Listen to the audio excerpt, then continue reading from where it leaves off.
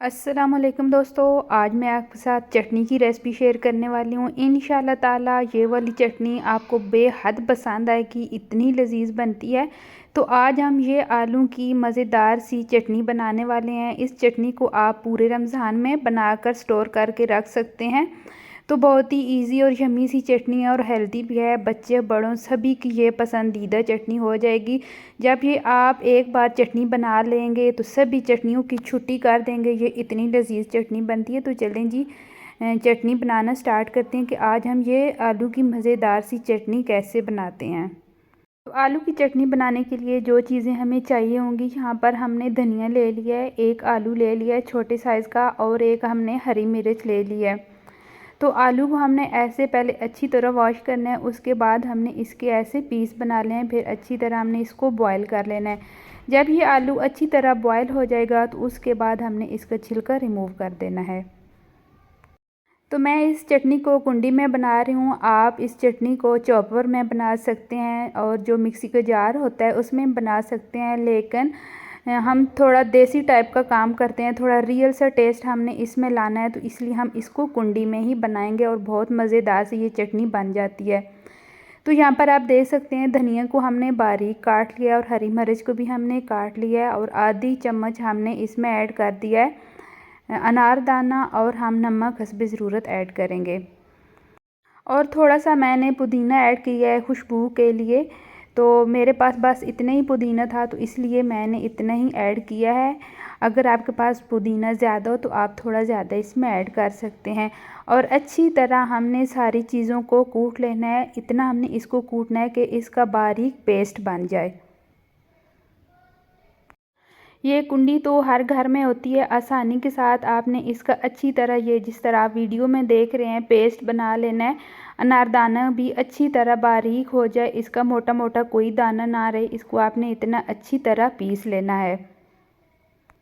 तो ये आलू की चटनी बनाने के लिए घर में मौजूद चीज़ों से ये इतनी मज़ेदार सी चटनी बन जाती है। तो मैंने आपको बताना था कि अगर आप चटनी इस कुंडी में बना रहे हैं तो आपने काउंटर के ऊपर कोई मोटा सा कपड़ा रख लेना है, उसके ऊपर आपने कुंडी रखनी है, वरना आपका जो काउंटर है उसकी वो शीट अगर है वो भी ख़राब हो सकती है। अगर आपने कोई पत्थर टाइल वगैरह लगाई हुई है तो वो भी उसमें इसके साथ ख़राब हो सकती है, क्योंकि ये पत्थर की होती है, तो इसलिए। तो यहाँ पर हमने इसमें ऐड कर दिया आलू का, मैंने छिलका रिमूव कर लिया था। अच्छी तरह हमने पेस्ट के साथ आलू को मिक्स करना है। तो फ्रेंड, ये आलू की चटनी बनाने में कोई ज़्यादा टाइम नहीं लगता, बहुत आसानी के साथ आप फर्स्ट टाइम अगर बना रहे हैं तो बहुत अच्छी आपकी ये चटनी बन जाती है। इसमें कोई इतना लंबा चौड़ा काम करने वाला काम नहीं होता। तो यहाँ पर हमने इसमें दही ऐड कर देना है। जितना आप घर में चटनी बना रहे हैं उस हिसाब के मुताबिक आपने चटनी में दही ऐड करना है। आपने देख लिया होगा मैंने 5 से 6 टेबल स्पून दही का चटनी में ऐड किया है, और अच्छी तरह हमने मिक्स कर लेना है। जब ये आलू और दही पेस्ट वगैरह अच्छी तरह आपस में मिक्स हो जाएं तो यहाँ पर चटनी बहुत ज़्यादा थिक हो जाती है आलू की वजह से।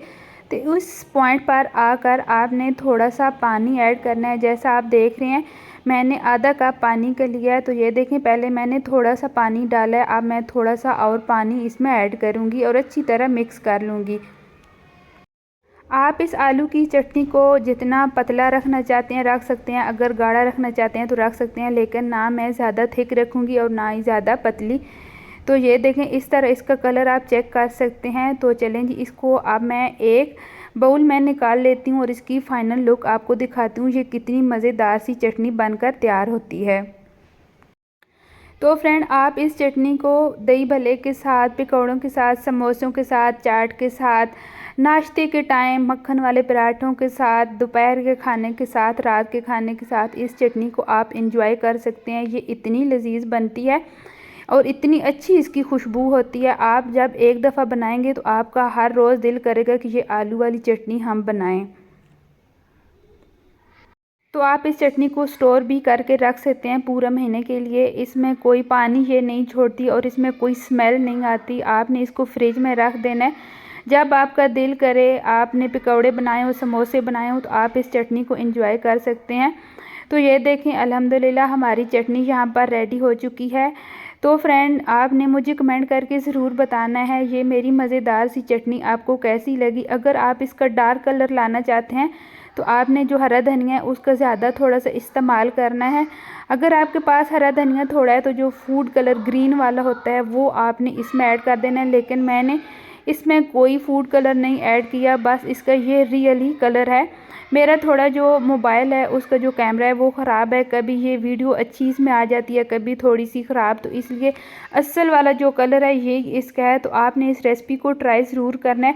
जब आप फर्स्ट टाइम बनाएंगे तो ही आपकी चटनी बहुत ही मज़ेदार सी बन जाएगी, आपको बार बार बनाने की या ट्राई करने की ज़रूरत ही नहीं है। तो ये इसकी आप थिकनेस चेक कर सकते हैं कितनी ये लाजवाब लग रही है हमारी आलू की चटनी। तो फ्रेंड आपने मुझे कमेंट करके ज़रूर बताना है ये मेरी आलू की मज़ेदार सी चटनी आपको कैसी लगी। अगर अच्छी लगी हो तो प्लीज़ मेरी वीडियो को लाइक एंड शेयर ज़रूर करना। इसी तरह न्यू रेसिपी के साथ फिर मिलूँगी, तब तक के लिए अल्लाह हाफिज़।